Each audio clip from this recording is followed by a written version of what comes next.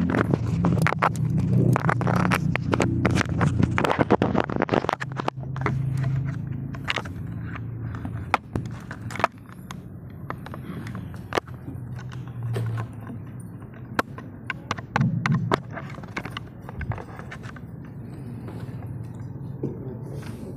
kita mulai. Bismillahirrahmanirrahim. Assalamualaikum warahmatullahi wabarakatuh. Alhamdulillah wassalatu wassalamu ala Rasulillah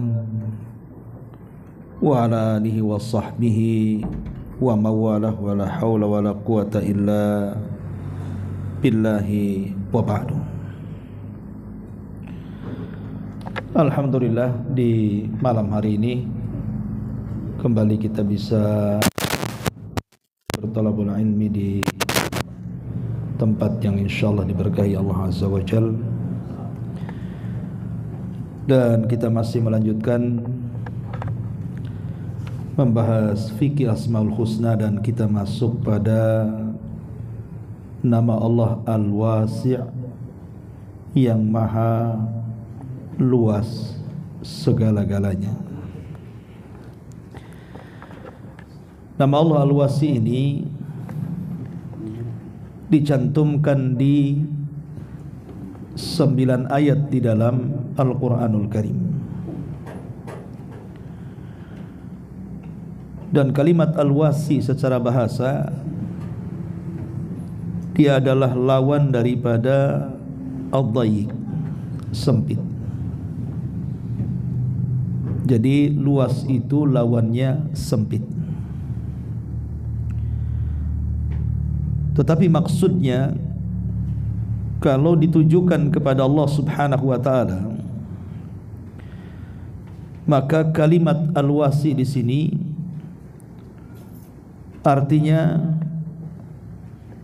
seluruh nama-nama dan sifat-sifat Allah Subhanahu wa taala adalah maha luas dari seluruh makhluknya, dan dia maha luas dari segalanya. Berbeda dengan kemampuan manusia, di mana kemampuan manusia terbatas. Sehebat apapun kemampuan manusia itu pasti ada batasannya. Ma'asyiral muslimin wal muslimat rahimani wa rahimakumullah. Sebelum kita jelaskan, baik kita akan membahas atau membaca beberapa dalil dari nama Allah Al-Wasi di sini. Pertama disebutkan dalam surah Al-Baqarah ayat 247. Allah Subhanahu wa taala berfirman, wallahu yu'ti mulkahu man yasha'u wallahu wasi'un alim.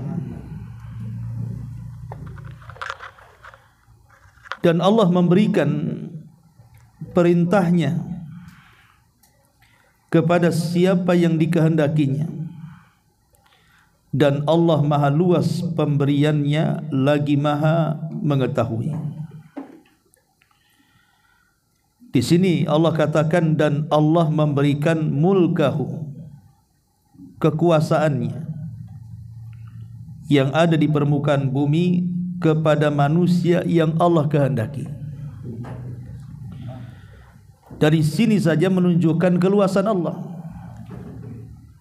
bahwa kekuasaan yang dimiliki manusia di alam bumi ini mereka terbatas. Kenapa? Karena yang memberikan kekuasaan itu Allah. Berarti ada batasannya. Kalau Allah Subhanahu wa taala mau, maka Allah akan cabut kekerajaannya. Tapi kalau Allah berkehendak lain, Allah akan tetapkan kerajaannya. Dari sini saja kita tahu bahwa Allah itu zat yang maha luas. Kekuasaan makhluk yang ada di bumi ini sangat terbatas. Kemudian juga Allah mengatakan dalam surah Al-Baqarah ayat 115, fa aynama tuwallu fa thamma wajhullah innallaha wasi'un alim. Maka kemanapun kau arahkan wajahmu, maka disitulah wajah Allah. Sesungguhnya Allah maha luas rahmatnya, lagi maha mengetahui.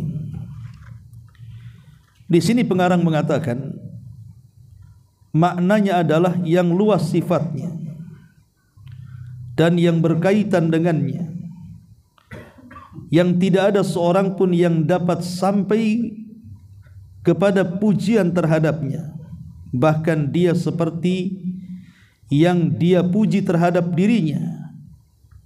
Dia luas keagungannya, luas kekuasaannya, luas kerajaannya, luas keutamaannya, luas kebaikannya, dan yang agung serta luas kedermawanannya dan kemuliaannya. Dan ini menunjukkan kemahaluasan Allah Subhanahu wa taala. Kemudian Allah juga mengatakan di sini, berfirman tentang keluasan ilmunya. Wasi'a rabbi kulla syai'in ilma afala tatadhakkarun. Ilmu Rabbku meliputi segala sesuatu, tidakkah kamu dapat mengambil pelajaran? Kemudian Allah mengatakan dalam surah Taha 98, innama ilahukum Allahul ladzi la ilaha illahu wasi'a kulla syai'in ilma. Sesungguhnya Tuhanmu hanyalah Allah, yang tidak ada sesembahan yang berhak disembah kecuali Dia. Pengetahuannya meliputi segala sesuatu. Dan Allah juga mengatakan wa rahmati wasi'at kulla syai'in, dan rahmatku meliputi segala sesuatu. Dan begitu seterusnya dalil-dalil tentang keluasan rahmat Allah dan kemaha luasan Allah Subhanahu wa taala. Baik, Ma'asyiral muslimin wal muslimat rahimani wa rahimakumullah. Ketika kita memahami makna al-wasi, Allah zat yang maha luas. Maha luas dalam perkara apa? Pertama, Allah maha luas dalam rahmatnya. Yang kedua, Allah maha luas dalam ampunannya. Nanti kita jelaskan satu-satu. Kemudian yang ketiga, Allah maha luas kekuasaannya. Kemudian yang keempat, Allah maha luas dari rizki-rizkinya. Kemudian yang kelima, Allah maha luas dalam pengetahuannya. Kemudian yang keenam, Allah maha luas dalam syariatnya. Dan yang ketujuh, Allah Subhanahu wa taala maha luas dalam segala-galanya. Itulah yang disebutkan di dalam Al-Quran tentang nama Allah Al-Wasi'. Pertama, Allah Subhanahu wa taala maha luas dari segi rahmatnya. Ingat, rahmat Allah Subhanahu wa taala sangat luas sekali. Dan Allah itu mendahulukan rahmat dibandingkan azabnya. Jadi kenapa Allah Subhanahu wa taala ketika membuat pintu-pintu sorga dan pintu-pintu neraka itu dibedakan jumlahnya? Pintu neraka itu kan cuma 7. Kalau pintu neraka 8 dilebihkan 1. Kenapa Allah Subhanahu wa taala melebihkan 1 pintu sorga dibandingkan neraka? Untuk menunjukkan keluasan rahmat Allah Subhanahu wa taala. Bahwa rahmat Allah Subhanahu wa taala itu sangat luas. Di dunia, manusia yang mendapatkan rahmat itu 2. Pertama, orang kafir, dan yang kedua, orang-orang yang beriman. Orang kafir mendapatkan rahmat kasih sayang Allah Subhanahu wa taala, buktinya sekalipun mereka melakukan kekufuran, kesyirikan, menyembah berhala, tetap saja Allah berikan makan, minum, tempat tinggal, kendaraan, uang banyak, dan begitu seterusnya. Bahkan mereka lebih kaya, lebih sehat, lebih bugar dibandingkan kita. Kenapa Allah berikan kepada mereka seperti itu? Itu bentuk rahmat. Allah memberikan kasih sayang kepada orang kafir, tapi hanya sebatas di dunia.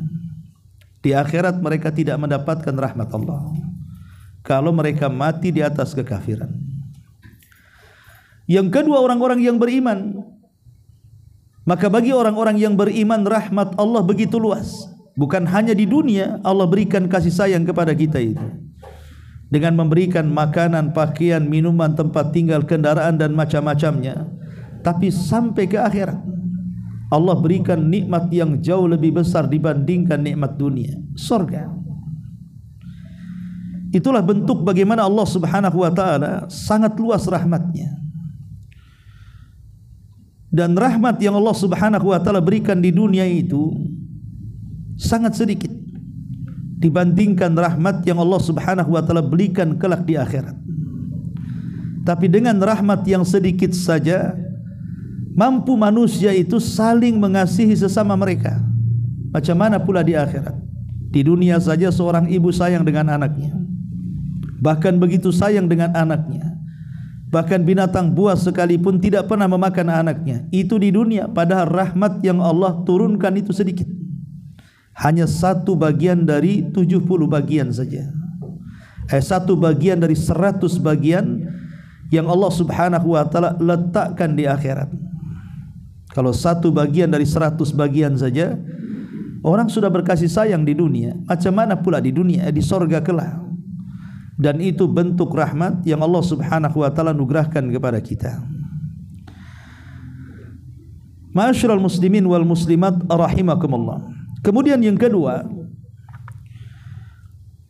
Allah Subhanahu wa taala maha luas, bukan hanya dari segi rahmatnya, tapi Allah Subhanahu wa taala juga maha luas dari segi ampunannya.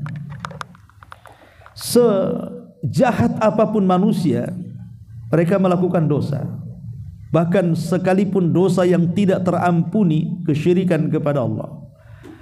Kalau sebelum wafatnya dia datang kepada Allah, kemudian dia bertobat dari kesyirikannya dan dia mengikrarkan tauhid la ilaha illallah, maka Allah pasti akan mengampuninya. Kalau dia mati dan dia sudah bertobat dari kesyirikan, apalagi dosa-dosa selain syirik. Makanya kita tidak boleh putus asa dari rahmat Allah Subhanahu wa taala, karena ampunan Allah itu luas. Lihat bagaimana dahulu di zaman Bani Israel ada seseorang yang putus asa karena dosa yang sudah dilakukannya. Sepanjang hayatnya dia melakukan dosa, saking takutnya dia mati. Karena kalau dia mati tahu akan diazab, sampai dia berwasiat kepada anak-anaknya dan mengatakan, seandainya aku meninggal maka bakarlah jasadku, kemudian sebarlah abunya di seluruh air lautan, sebab kalau Allah sanggup membangkitkan aku, tentu Allah akan mengazab dengan azab yang belum pernah terjadi sebelum dan sesudahnya. Akhirnya ketika dia mati, betul-betul anaknya kemudian mengikuti wasiatnya, membakar jasadnya, kemudian abunya disebar di semua air lautan. Tapi dia sadar Allah itu ala kulli syai'in qadir. Dia zat yang maha luas atas kemampuannya. Dia bisa membangkitkan orang yang sudah jadi abu. Tiba-tiba Allah memanggil dan abu-abu itu menyatu dan kembali kemudian menjelma menjadi manusia. Dan orang ini dihadapkan kepada Allah Subhanahu wa taala dan mengatakan, kata Allah, apa yang kau lakukan? Kenapa kau lakukan seperti itu? Apakah kau ragu-ragu aku tidak bisa membangkitkan kamu? Maka dia mengatakan, tidak ya Rabb, sesungguhnya aku melakukan ini karena rasa takutku kepadamu. Maka Allah mengatakan, kalau memang rasa takutmu kepadaku jujur, maka aku akan masukkan kau ke dalam surga. Lihat bagaimana orang ini banyak melakukan dosa, tapi Allah Subhanahu wa taala ampuni karena amalan takutnya itu. Dan akhirnya Allah masukkan dia ke dalam surga. Menunjukkan apa? Luasnya ampunan Allah Subhanahu wa taala kepada hamba-hambanya. Berbeda dengan manusia. Sehebat apapun manusia pemaaf, tetap saja dalam hatinya itu ada sesuatu yang tidak bisa dia bohongi. walaupun sekecil dendam pasti masih ada, walaupun dia seorang pemaaf. Karena ampunan manusia itu terbatas, tapi ampunan itu sangat luas. Allah kalau sudah mengampuni, bukan hanya dosanya dihilangkan, tetapi juga pengaruh-pengaruh dosanya pun dihilangkan oleh Allah Subhanahu wa taala. Jadi bukan dosanya saja diampuni, pengaruh dosanya pun dihilangkan. Artinya tidak tersisa lagi. Manusia kalau mengampuni orang masih tersisa dalam hatinya, masih ada gerundel bahasa kitanya, masih ada pikiran kenapa masih kumaafkan padahal dia sudah jahat, dan begitu seterusnya. Kemudian yang ketiga, maksudnya Allah maha luas itu, maksudnya luas kekuasaannya. Kekuasaan itu Allah luas. Sekarang siapa manusia yang pernah berkuasa di bumi coba? Paling tinggi Namrud yang pernah menguasai dunia, itu pun tidak semua dunia, hanya sebagian besar dunia saja. Apalagi Fir'aun yang hanya Mesir saja.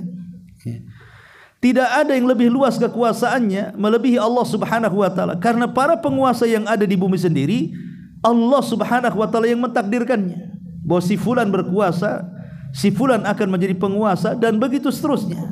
Semua pemberian Allah Subhanahu wa taala. Kalau tanpa Allah Subhanahu wa taala tidak mungkin orang-orang ini berkuasa. Artinya mereka berkuasa itu hanya sebatas kekuasaan kecil, tapi kekuasaan Allah itu selangit dan sebumi. Dialah yang menciptakan alam semesta, kemudian mengaturnya, kemudian menguasainya. Ini yang ketiga. Yang keempat, dia luas dari segi rizkinya. Sampai-sampai Nabi SAW ketika menjelaskan betapa luasnya rizki Allah Subhanahu wa taala, Rasul bersabda dalam hadis qudsi, kalau seandainya semua manusia dan jinnya berkumpul dalam sebuah lapangan yang sangat luas dan lebar, kemudian masing-masing manusia dan jin itu meminta seluruh permintaan yang ada di otak kepalanya.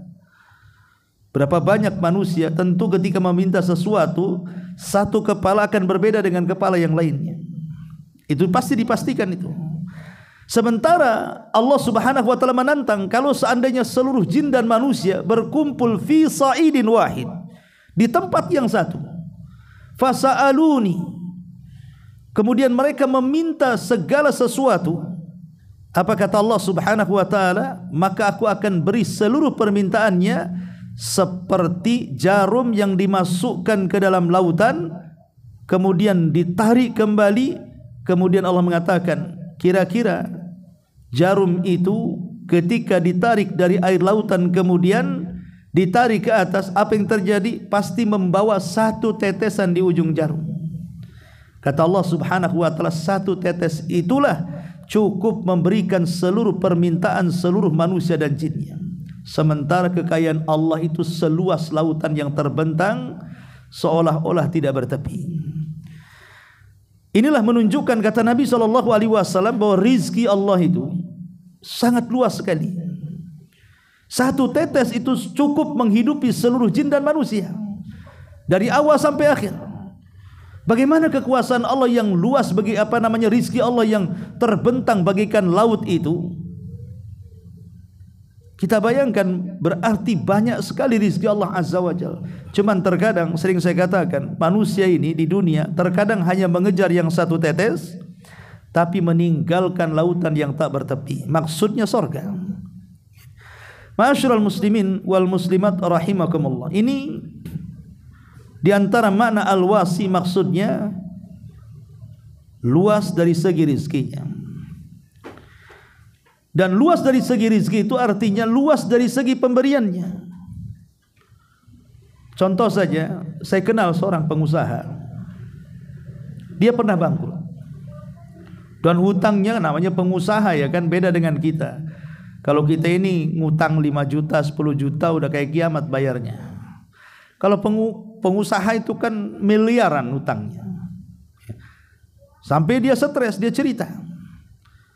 Tetapi kemudian dicerita setelah beberapa tahun, Ustaz katanya, saya bisa melunasi hutang itu. dan saya bisa bangkit kembali, perusahaan saya bisa bangkit kembali, dan saya bisa membantu ya walaupun tak banyak saudara-saudara kita yang kekurangan. Pertanyaannya, siapa yang menolong dia dari kesusahan sehingga menjadi bangkit? Allah Subhanahu wa taala. Allah itu wasi, bisa kemudian melunasi dalam sekejap dan bisa juga mencabut rizki dalam sekejap. Allah itu wasi dalam pemberiannya. Jadi jangan pernah takut dengan pemberian Allah Subhanahu wa taala dan rizki Allah Subhanahu wa taala. Kalau kita sedang kesulitan, minta kepada Zat yang maha luas. Allah tidak pernah kekurangan dengan rizki kita. Ma'asyiral muslimin wal muslimat rahimani wa rahimakumullah. Kemudian yang kelima, al-wasi, Allah Zat yang maha luas juga. Maksudnya adalah luas, wasi' fi ilmihi, luas dalam pengetahuannya. Terkadang kalau kita mendengar seseorang bicara soal kesehatan umpamanya, sementara yang mendengar ini juga pakar-pakar kesehatan, atau mungkin kita mendengar ceramah, sementara yang mendengar itu ada ustad-ustadnya di situ, atau mungkin pakar-pakar tertentu dan yang mendengarnya juga pakar-pakar juga. Terkadang kita ini kalau kita mendengar adalah, taruhlah contohnya orang ini sedang berceramah, terkadang kita meremehkan, aduh ini ceramahnya nggak beres ini katanya, kayaknya kurang ilmunya ini. Kita bisa menilai kan, ini kurang ilmunya ini. Kalau mungkin kalau kesehatan, aduh ini kurang belajar bekamnya ini, ya. Ini kurang belajar akupunturnya ini. Kita bisa menilai kan kalau kita seandainya lebih dibandingkan dia, ya. Tapi kalau dia seorang pembicara yang memang ahli di bidangnya, dia bicara soal ini tahu, soal itu tahu, soal ini tahu, macam-macam tahu. Terkadang kita memujinya, masya Allah luas sekali ilmu orang itu. Ya, saya aja belum pernah belajar, dia sudah tahu. Luar biasa pengetahuannya. Entah berapa tahun saya harus belajar seperti dia. Terkadang kita memuji keluasan ilmunya. Kalau kepada makhluk saja, terkadang kita memuji dia karena keluasan ilmunya. Ini kepada makhluk. Wa min babil aula, tentu lebih utama lagi adalah yang menciptakan makhluk, al-wasi, Allah yang maha luas. Maka walillahi matsalul a'la, tentu permisalan Allah jauh lebih hebat dibandingkan hambanya. Kalau makhluk saja kita bisa memujinya, luas sekali ilmu dia, ya. Pengetahuannya sangat luas sekali. Mungkin jarang-jarang orang yang seperti dia. Kita bisa memuji kepada makhluk seperti itu. Maka walillahi matsalul a'la, maka permisalan yang seperti ini lebih utama lagi kepada Allah Subhanahu wa taala. Kalau makhluknya saja seluas ini, bagaimana zat yang menciptakan makhluk itu? Itulah al-wasi'. Pengetahuannya mencakup segala sesuatu. Al-wasi' fi ilmi. Dia mengetahui segala sesuatu yang ada pada diri kita, bahkan yang tersimpan dalam hati pun dia tahu, bahkan yang tersembunyi dari kita pun dia tahu. Al-wasi' fi ilmihi. Ya. Kemudian yang keenam juga al-wasi fi syar'ihi. Allah Subhanahu wa taala juga luas dalam syariatnya. Maksudnya luas dalam syariatnya. Syariat Islam ini tidak kaku. Syariat Islam ini luas, banyak kemudahannya. Arti luas dalam syariat itu maksudnya luas dalam hukum-hukumnya, mencakup segala sesuatu. Apapun yang dihajatkan manusia, semua ada jawabannya dalam syariat Allah Subhanahu wa taala. Sehingga Rasul mengatakan, tidaklah burung yang terbang ke langit mengepakkan kedua sayapnya kecuali sudah ada ilmu pengetahuannya. Yang mendekatkan kita ke sorga sudah ada pengetahuannya, yang menjauhkan kita neraka sudah ada pengetahuannya. Lah syariat Allah yang diturunkan kepada kita ini sangat luas. Semua hal yang kita pikirkan sudah ada jawabannya.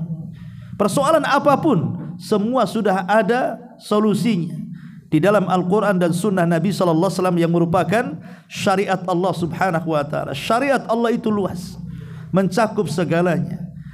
Bicara soal keluarga ada aturannya, bicara soal bertetangga ada aturannya, bicara soal politik juga ada aturannya, bicara soal apa saja semua ada aturannya. Dari bab ibadah sampai kepada muamalah semua diatur. Dan ini menunjukkan keluasan. Manusia tidak mungkin mampu membuat undang-undang sedetail undang-undang Allah yang diberikan kepada manusia. Tidak ada yang sanggup. Hanya Allah yang sanggup membuat undang-undang untuk kemaslahatan manusia. Karena dia yang tahu kemaslahatan, maka dia pun membuat undang-undang untuk kemaslahatan. Manusia itu terkadang dia hanya tahu maslahat diri dan keluarga atau kelompoknya saja. Ketika membuat undang-undang belum tentu maslahatnya menyebar kepada orang. Tapi Allah Subhanahu wa taala zat yang maha luas, di mana setiap maslahat syariatnya itu mencakup semua makhluknya, mu'minuhum wa kafiruhum, baik orang mukminnya atau orang kafirnya. Itu maknanya luas dari segi syariatnya. Ya, dari segi syariatnya, termasuk juga luas dari segi syariatnya itu artinya Allah Subhanahu wa taala tidak membebankan hukum-hukum kecuali sesuai dengan kemampuan hambanya. La yukallifullahu nafsan illa wus'aha. Di mana syariat Allah itu luas artinya mudah. Tidak ada syariat yang Allah turunkan itu sulit. Hanya orang yang mempersulit diri saja. Buktinya orang yang tidak sanggup haji tidak wajib haji.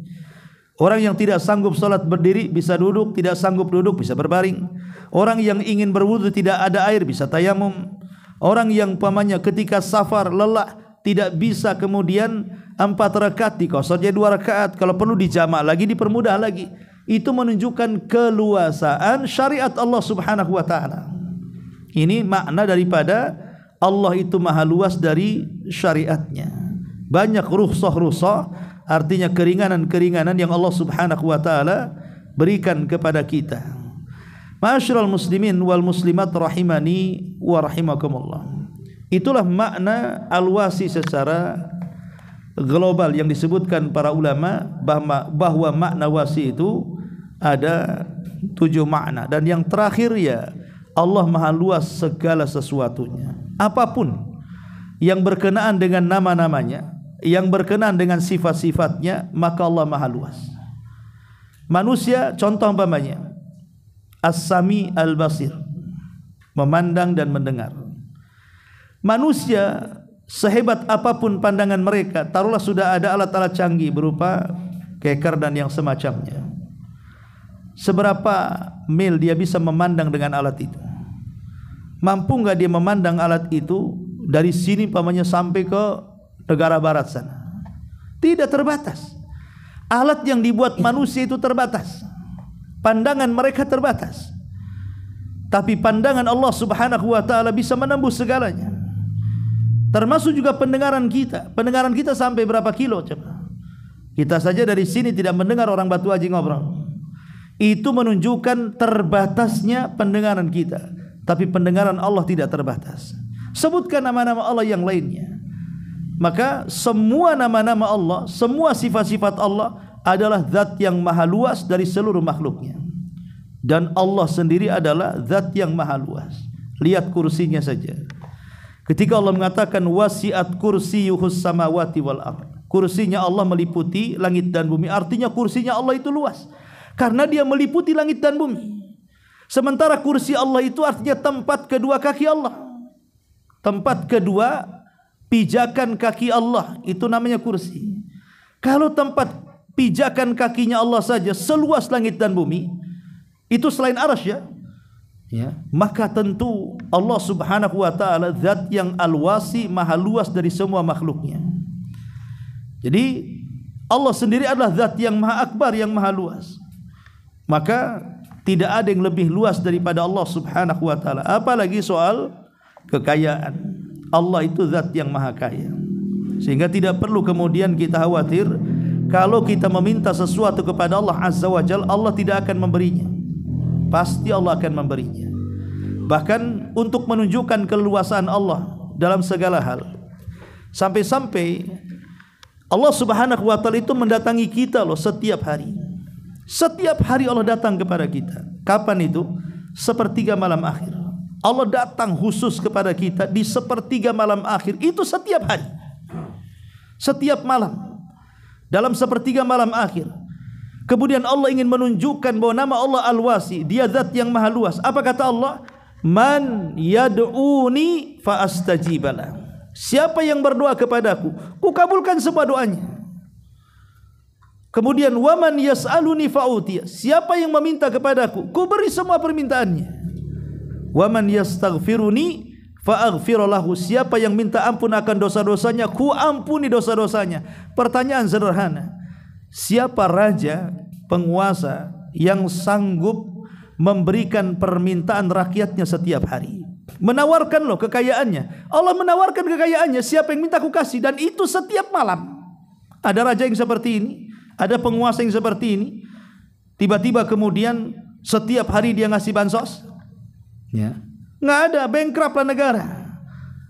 Nggak ada satu dunia, nggak ada raja, penguasa, mana coba, negara yang paling kaya sekalipun, memberikan bansos setiap hari kepada rakyatnya, bahkan menawarkan siapa yang meminta tanpa dibatasi. Allah mengatakan siapa yang minta, tidak dibatasi di sini, pokoknya minta apa saja. Fa'utiya, aku akan beri. Wajar, karena Allah subhanahu wa ta'ala zat yang maha kaya. Yang diberikan Allah kepada seluruh makhluk sama dengan satu tetes yang di ujung jarum yang dicelupkan ke air lautan. Sehingga lautan yang luas itu kekayaannya. Kalau permintaan kita ini hanya terbatas, Allah sudah tahu keinginan kita. Ma'asyiral muslimin yang dimuliakan Allah azza wa jalla, ini menunjukkan Allah itu maha luas. Kemudian juga Allah mengatakan dalam surah An-Nur, wa ankihul ayyama minkum was-salihina min ibadikum wa imaikum iyakunu fuqara yughnihimullahu min fadli. Allah mengatakan, nikahkanlah orang-orang yang sendirian di antara kalian, entah gadis, entah janda, duda gitu ya. Kemudian dan juga orang-orang wa yama minkum was-salihina min ibadikum wa imaikum, ataupun budak-budak yang sendirian di antara kalian. Iyakunu fuqara, kalau merasa mereka itu tidak mampu, masih fakir, harus ada keyakinan yughnihimullah, pasti Allah akan memberikan kekayaannya. Kenapa? Karena Allah itu wasi'un alim, dia zat yang maha luas kekayaannya. Jangan khawatir. Di antara sebab-sebab orang itu mendapatkan kekayaan Allah adalah dengan cara menikah, gitu maksudnya. Dan tidak perlu khawatir, karena terkadang alasan orang tidak menikah itu apa? Belum punya pekerjaan, tidak punya uang, macam mana nanti ngasih makan. Itu was-was setan sebenarnya. Bukankah Allah mengatakan iyakunu fuqara yughnihimullah, kalau mereka fakir Allah akan berikan kekayaan. Allah yang berikan kekayaan. Buktinya kita-kita lah, saya anda yang sekarang sudah menikah, banyak punya anak. Ingat dulu waktu menikah, antum punya rumah? Enggak. Pertama ngontrak, ya. Akhirnya kemudian mulai nyicil beli rumah. Kemudian setelah punya rumah mulai nyicil beri perabotan, sampai akhirnya betul-betul rumah dan perabotan lengkap. Berapa tahun coba kita mengumpulkan? Siapa yang memberikan semuanya? Allah subhanahu wa ta'ala. Itu bukti bahwa Allah itu zat yang maha kaya dan luas kekayaannya, luas pengetahuannya, luas ampunannya, dan luas segala-galanya. Ma'asyiral muslimin wal muslimat rahimakumullah. Nah, di sini juga pengarang menyebutkan beberapa keterangan. Contohnya di sini disebutkan dalam halaman ke-268 itu, di antara bukti nama Allah Al-Wasi adalah dia memberikan keluasan kepada hamba-hambanya dalam urusan agama mereka dengan tidak membebani mereka kecuali sesuai dengan keluasan atau kemampuan mereka. Allah mengatakan la yukallifullahu nafsan illa wus'aha. Allah tidak membebani seorang melainkan sesuai dengan kesanggupannya. Tadi sudah dijelaskan. Yuridullahu bikumul yusra wa la yuridu bikumul usra. Allah menghendaki kemudahan dan Allah tidak menghendaki kesukaran bagimu. Ini menunjukkan keluasan syariat Allah subhanahu wa ta'ala. Dan sebelumnya juga cerita tentang rizki, ampunan, rahmat, dan begitu seterusnya. Inilah di antara nama Allah subhanahu wa ta'ala Al-Wasi'. Ya. Baik, ma'asyiral muslimin wal muslimat rahimakumullah, sebagai tambahan faedah. Tadi disebutkan bahwa Allah subhanahu wa ta'ala di antara namanya Al-Wasi', zat yang maha luas. Salah satunya adalah luas di dalam ampunan. Luas dalam ampunan Allah subhanahu wa ta'ala. Dan ini kita bisa melihat di beberapa dalil dalam Al-Quran dan juga sunnah Nabi SAW. tentang bagaimana ampunan Allah Subhanahu wa taala yang luar biasa. Antara lain adalah ketika Allah Subhanahu wa taala mengampuni orang yang pernah membunuh 100 nyawa, dan itu disebutkan kisahnya dalam kitab Riyadhus Shalihin. Antum juga sering mendengarkannya tentang seseorang yang membunuh 99 jiwa. Kemudian dia ingin tobat, mencari orang yang ingin menunjukkan bagaimana cara tobatnya. Rupanya ketemu seorang rahib yang jahil. Kan di zaman itu belum ada Islam. Akhirnya kemudian sang rahib ini mengatakan, orang sepertimu yang sudah membunuh 99 jiwa tidak akan termaafkan. Dosamu sudah membumbung ke langit. Akhirnya keluar jiwa pembunuhnya, dia pun membunuh si rahib jahil. Genaplah menjadi 100 nyawa dia bunuh. Tapi dia tidak putus asa. Akhirnya kemudian dia pun mencari orang yang mungkin bisa menolongnya, memberikan hidayah kepadanya, hidayah irsyad. Ketemulah kemudian seorang padri, seorang pendeta, tapi cukup alim dia, sehingga dia bisa memberikan solusi. Kemudian dia mengatakan, kalau engkau ingin bertobat dan ingin diterima tobatmu, datanglah ke sebuah perkampungan. Di situ semua orang-orang soleh semuanya. Kau bisa belajar kepada mereka. Dari sini menunjukkan bahwa lingkungan yang baik itu pasti membawa kebaikan. Lingkungan yang soleh itu pasti membawa kesolehan. Karena orang ini menunjukkan kalau kau ingin bertobat, di sana ada perkampungan semua orang soleh. Kau datang ke sana, bertobat di sana katanya. Akhirnya kemudian dia pun berusaha mendatangi perkampungan itu. Tapi sebelum kemudian dia sampai ke tempat perkampungan itu, apa yang terjadi? Dia meninggal. Akhirnya terjadilah rebutan arwah orang ini antara dua malaikat. Pertama malaikat azab dan malaikat rahmat. Malaikat azab mengatakan dia tidak pantas masuk ke dalam sorga, pantasnya dia masuk neraka. 100 jiwa sudah dibunuhnya. Malaikat rahmat mengatakan, oh tidak, dia pantas masuk sorga. Kenapa? Karena sudah ada keinginan bertobat dan ingin meninggalkan dosa-dosanya, dan sudah tampak kesungguhannya dengan terus melangkahkan kaki ke tempat tobatnya. Tetapi kemudian Allah Subhanahu wa taala mengirim malaikat pemutus. Kata malaikat pengutus gini saja, kisu bainal ardaini. Kalau begitu gini saja, kita ukur saja antara dua tempat itu. Pertama tempat yang dituju, yang kedua tempat dia bertanya kepada sang padri alim tadi, lebih dekat ke mana? Kalau lebih dekat kepada sang alim berarti masih jauh ke tempat tujuan, layak dia masuk neraka.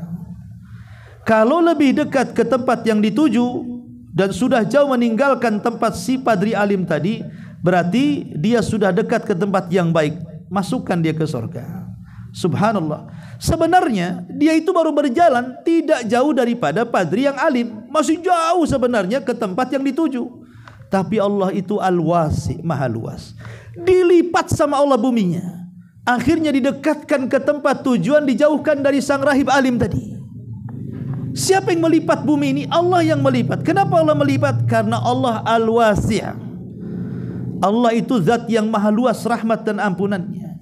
Tetap dia kasihan dengan orang ini, sehingga dilipatkan bumi, akhirnya didekatkan ke tempat tujuannya, akhirnya dimasukkan ke dalam surga kan? Kenapa Allah melakukan seperti itu?